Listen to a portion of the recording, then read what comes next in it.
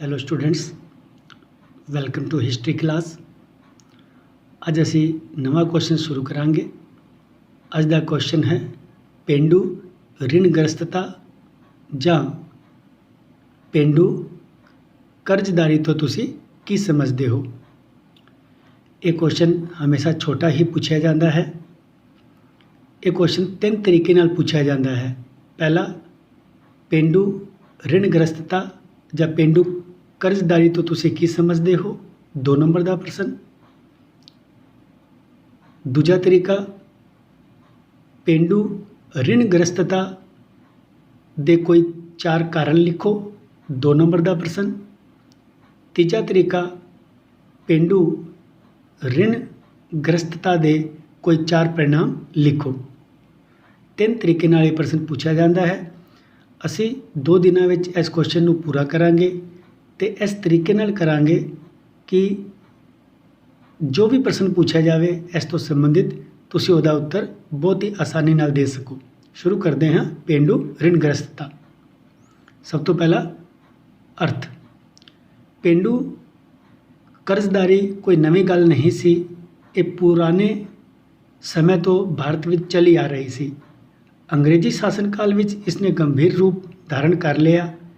पेंडू कर्जदारी का अर्थ उस कर्ज तो सी जिसनूं किसान अपनी जरूरतों के लिए साहूकारा अते महाजनां तो लैंदे सन। उच्ची ब्याज दरां के कारण वो इस कर्ज नूं वापस ना कर सके अते पेंडू कर्जदारी पीढ़ी दर पीढ़ी वधदी चली गई। सिट्टे वजों किसान अपनी भूमि अपने कर्ज देण वालियां नूं वेचण ते मजबूर हो गए।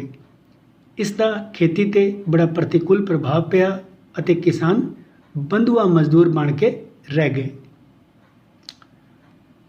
अगे असीं गल करांगे पेंडू ऋणग्रस्तता दे कारण।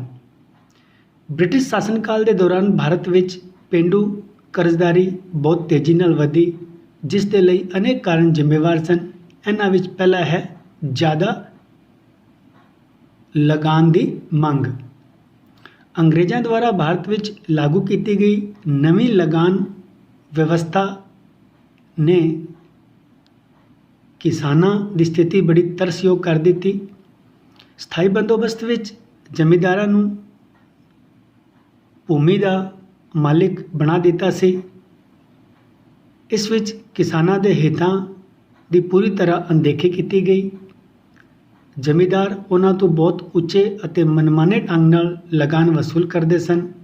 वो उन्हां तो बेकार भी लैंदे सन। रैयतवाड़ी अते महलवाड़ी प्रथावां विच जमींदारां दी बजाय सरकार किसानां दा शोषण करदी सी।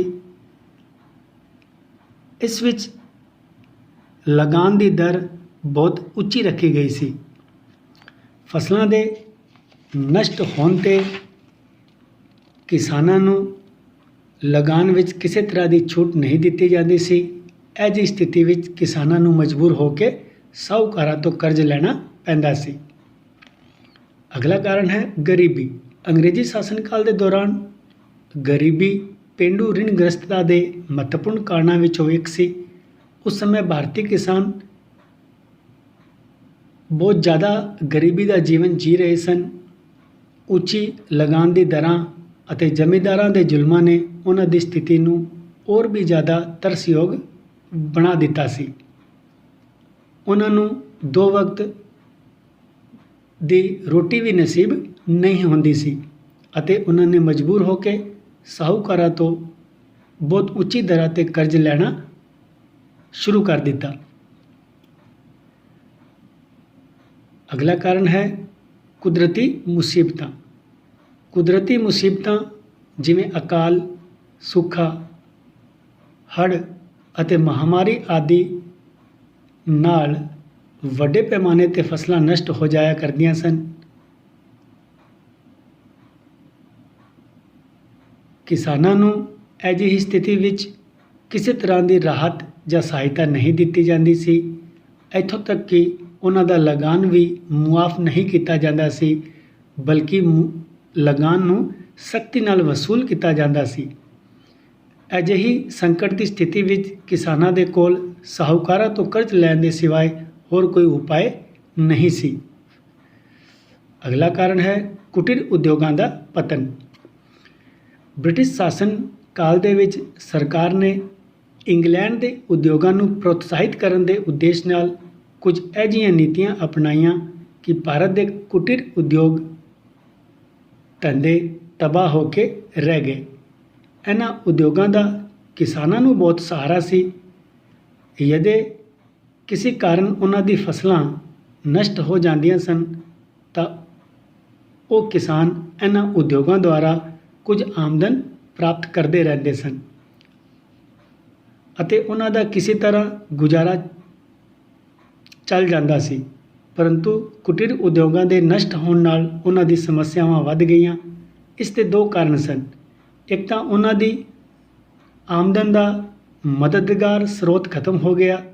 ਦੂਜਾ, ਇਸ ਦੇ ਕਾਰਨ ਜ਼ਿਆਦਾ ਤੋਂ ਜ਼ਿਆਦਾ ਲੋਕ ਆਪਣੀ ਜੀਵਿਕਾ ਦੇ ਲਈ ਖੇਤੀ 'ਤੇ ਨਿਰਭਰ ਹੋ ਗਏ ਅਤੇ ਆਪਣੀ ਸਮੱਸਿਆਵਾਂ ਦੇ ਸਮਾਧਾਨ ਦੇ ਲਈ ਕਿਸਾਨਾਂ ਨੂੰ ਕਰਜ਼ ਲੈਣਾ ਪੈਂਦਾ ਸੀ। ਅਗਲਾ ਕਾਰਨ ਹੈ ਫਿਜ਼ੂਲ ਖਰਚੀ। ਭਾਵੇਂ ਉਸ ਸਮੇਂ ਕਿਸਾਨ ਬਹੁਤ ਗਰੀਬ ਸਨ, ਪਰੰਤੂ ਉਹ ਸਮਾਜਿਕ ਅਤੇ ਧਾਰਮਿਕ ਮੌਕਿਆਂ 'ਤੇ ਬਹੁਤ ਫਿਜ਼ੂਲ ਖਰਚੀ ਕਰ ਦਿੰਦੇ ਸਨ। ਉਹ ਜਨਮ, ਨਾਮਕਰਨ, ਸਗਾਈ, ਵਿਆਹ ਅਤੇ ਮੌਤ ਆਦਿ ਦੇ ਮੌਕਿਆਂ 'ਤੇ ਜਦੋਂ ਉਹਨਾਂ ਦੇ ਸਗੇ ਸੰਬੰਧੀ ਅਤੇ ਪਿੰਡ ਦੇ ਹੋਰ ਲੋਕ ਉਪਸਥਿਤ ਹੁੰਦੇ ਸਨ, ਉਹ ਜ਼ਿਆਦਾ ਤੋਂ ਜ਼ਿਆਦਾ ਖਰਚ ਕਰਨਾ ਆਪਣੀ ਪ੍ਰਤਿਸ਼ਠਾ ਦਾ ਪ੍ਰਸ਼ਨ ਸਮਝਦੇ ਸਨ। ਇਸ ਤੋਂ ਇਲਾਵਾ ਉਹ ਧਰਮ ਦੇ ਨਾਮ 'ਤੇ ਵੀ ਬਹੁਤ ਜ਼ਿਆਦਾ ਖਰਚ ਕਰਦੇ ਸਨ। ਪੁਜਾਰੀ ਵਰਗ ਵੀ ਉਹਨਾਂ ਨੂੰ ਆਪਣੇ ਜਾਲ ਵਿੱਚ ਫਸਾਏ ਰੱਖਦਾ ਸੀ। ਇਹਨਾਂ ਕਾਰਨਾਂ ਤੋਂ ਕਿਸਾਨਾਂ ਦੇ ਲਈ ਕਰਜ਼ ਲੈਣਾ ਜ਼ਰੂਰੀ ਹੋ ਜਾਂਦਾ ਸੀ। ਅਗਲਾ ਕਾਰਨ ਹੈ ਮੁਕੱਦਮੇਬਾਜ਼ੀ। ਭਾਰਤੀ ਕਿਸਾਨਾਂ ਦਾ ਕਾਫੀ ਜੀਵਨ ਮੁਕੱਦਮੇਬਾਜ਼ੀ ਵਿੱਚ ਬਤੀਤ ਹੁੰਦਾ ਸੀ। ਅੰਗਰੇਜ਼ੀ ਸ਼ਾਸਨ ਕਾਲ ਤੋਂ ਪਹਿਲਾਂ ਕਿਸਾਨਾਂ ਦੇ ਹਰ ਤਰ੍ਹਾਂ ਦੇ ਝਗੜਿਆਂ ਦਾ ਫੈਸਲਾ ਗ੍ਰਾਮ ਪੰਚਾਇਤਾਂ ਦੁਆਰਾ ਕੀਤਾ ਜਾਂਦਾ ਸੀ। ਇਸ 'ਤੇ ਕਿਸਾਨਾਂ ਨੂੰ ਕਿਸੇ ਤਰ੍ਹਾਂ ਦਾ ਕੋਈ ਖਰਚਾ ਨਹੀਂ ਆਉਂਦਾ ਸੀ। ਅੰਗਰੇਜ਼ੀ ਸ਼ਾਸਨ ਕਾਲ ਵਿੱਚ ਇਸ ਸਥਿਤੀ ਵਿੱਚ ਬਦਲਾਅ ਹੋ ਗਿਆ। ਹੁਣ ਗ੍ਰਾਮ ਪੰਚਾਇਤਾਂ ਦਾ ਸਥਾਨ ਅਨੇਕ ਤਰ੍ਹਾਂ ਦੀਆਂ ਕਚਹਿਰੀਆਂ ਅਤੇ ਅਦਾਲਤਾਂ ਨੇ ਲੈ ਲਿਆ। ਇਹਨਾਂ ਵਿੱਚ ਮੁਕੱਦਮਾ ਲੜਨ ਦੇ ਲਈ ਕਿਸਾਨਾਂ ਨੂੰ ਸਰਕਾਰੀ ਫੀਸ ਅਤੇ ਵਕੀਲਾਂ ਦੀ ਫੀਸ ਦੇਣੀ ਪੈਂਦੀ ਸੀ। ਇਹਨਾਂ ਤੋਂ ਇਲਾਵਾ ਇਹ ਮੁਕੱਦਮੇ ਕਈ ਸਾਲਾਂ ਤੱਕ ਚੱਲਦੇ ਰਹਿੰਦੇ ਸਨ। ਇਸ ਤਰ੍ਹਾਂ ਮੁਕੱਦਮੇਬਾਜ਼ੀ ਦੇ ਖਰਚ ਦੇ ਲਈ ਵੀ ਕਿਸਾਨਾਂ ਨੂੰ ਸਾਹੂਕਾਰਾਂ ਤੋਂ ਕਰਜ਼ ਲੈਣਾ ਪੈਂਦਾ ਸੀ। ਅਗਲਾ ਕਾਰਨ ਹੈ ਖੇਤੀ ਦਾ ਵਿਵਸਾਈਕਰਨ। ਬ੍ਰਿਟਿਸ਼ ਸ਼ਾਸਨ ਕਾਲ ਵਿੱਚ ਖੇਤੀ ਦਾ ਵਿਵਸਾਈਕਰਨ ਕਰ ਦਿੱਤਾ ਗਿਆ। ਇਸ ਦਾ ਅਰਥ ਖੇਤੀ ਦਾ ਉਤਪਾਦਨ ਆਪਣੇ ਲਈ ਨਹੀਂ ਬਲਕਿ ਬਾਜ਼ਾਰ ਦੇ ਲਈ ਕਰਨਾ ਸੀ। ਪੇਂਡੂ ਰਿਣਗ੍ਰਸਤਤਾ ਦੇ ਅਧਿਐਨ ਤੋਂ ਇਹ ਗੱਲ ਸਾਹਮਣੇ ਆਉਂਦੀ ਹੈ ਕਿ ਇਹ ਸਮੱਸਿਆ ਉਹਨਾਂ ਪਿੰਡਾਂ ਵਿੱਚ ਜ਼ਿਆਦਾ ਸੀ ਜਿੱਥੇ ਖੇਤੀ ਦਾ ਵਿਵਸਾਈਕਰਨ ਹੋਇਆ ਸੀ। ਇਸ ਦਾ ਕਾਰਨ ਇਹ ਸੀ ਕਿ ਕਿਸਾਨ ਹੁਣ ਆਪਣੀ ਫਸਲਾਂ ਦਾ ਉਤਪਾਦਨ ਬਾਜ਼ਾਰ ਦੇ ਉਪਯੋਗ ਦੇ ਲਈ ਕਰਦਾ ਸੀ। ਬਾਜ਼ਾਰ ਦੀ ਘਟਦੀ ਵੱਧਦੀ ਕੀਮਤਾਂ ਦਾ ਉਸ 'ਤੇ ਸਿੱਧਾ ਪ੍ਰਭਾਵ ਪੈਂਦਾ ਸੀ। ਜਦੋਂ ਫਸਲਾਂ ਦੀ ਕੀਮਤਾਂ ਵੱਧਦੀਆਂ ਸਨ ਤਾਂ ਇਸ ਦਾ ਲਾਭ ਦਲਾਲਾਂ, ਆੜ੍ਹਤੀਆਂ, ਮਹਾਜਨਾਂ, ਵਪਾਰੀਆਂ ਆਦਿ ਨੂੰ ਜ਼ਿਆਦਾ ਮਿਲਦਾ ਸੀ। ਕਿਸਾਨਾਂ ਨੂੰ ਇਸ ਦਾ ਕੋਈ ਵਿਸ਼ੇਸ਼ ਲਾਭ ਪ੍ਰਾਪਤ ਨਹੀਂ ਹੋ ਪਾਉਂਦਾ ਸੀ। ਇਸ ਦਾ ਕਾਰਨ ਇਹ ਸੀ ਕਿ ਕਿਸਾਨ ਆਪਣੀ ਫਸਲਾਂ ਕਰਜ਼ ਦੇਣ ਵਾਲੇ ਨੂੰ ਉਹਨਾਂ ਦੀ ਇੱਛਾ ਅਨੁਸਾਰ ਵੇਚਣ ਦੇ ਲਈ ਮਜਬੂਰ ਹੁੰਦੇ ਸਨ। ਦੂਜੇ ਪਾਸੇ ਜੇਕਰ ਬਾਜ਼ਾਰ ਵਿੱਚ ਫਸਲਾਂ ਦੀ ਕੀਮਤਾਂ ਘੱਟ ਹੋ ਜਾਂਦੀਆਂ ਸਨ ਤਾਂ ਇਸ ਦਾ ਸਭ ਤੋਂ ਜ਼ਿਆਦਾ ਨੁਕਸਾਨ ਕਿਸਾਨਾਂ ਨੂੰ ਹੁੰਦਾ ਸੀ ਅਤੇ ਕਿਸਾਨ ਨੂੰ ਇਸ ਸਮੱਸਿਆ ਤੋਂ ਨਿਪਟਣ ਦੇ ਲਈ ਸਾਹੂਕਾਰਾਂ ਤੋਂ ਭਾਰੀ ਕਰਜ਼ ਲੈਣੇ ਪੈਂਦੇ ਸਨ। ਇਸ ਤਰ੍ਹਾਂ ਸਟੂਡੈਂਟਸ ਅੱਜ ਦੀ ਕਲਾਸ ਵਿੱਚ ਇੰਨਾ ਹੀ। ਅੱਜ ਅਸੀਂ 7-8 ਕਾਰਨਾਂ ਦੀ ਚਰਚਾ ਕੀਤੀ ਹੈ। ਪ੍ਰੀਖਿਆ ਵਿੱਚ ਕੇਵਲ 4 ਹੀ ਕਾਰਨ ਪੁੱਛੇ ਜਾਂਦੇ ਹਨ। ਤੁਹਾਨੂੰ ਜਿਹੜੇ ਸਰਲ ਲੱਗਣ ਤੁਸੀਂ ਉਹਨਾਂ ਨੂੰ ਯਾਦ ਕਰ ਸਕਦੀਆਂ ਹੋ, ਪਰੰਤੂ ਪੁੱਛੇ 4 ਹੀ ਜਾਂਦੇ ਹਨ। ਤੁਸੀਂ ਜੋ ਮਰਜ਼ੀ 4 ਲਿਖ ਕੇ ਆਪਣੇ 2 ਅੰਕ ਪ੍ਰਾਪਤ ਕਰ ਸਕਦੀਆਂ ਹੋ।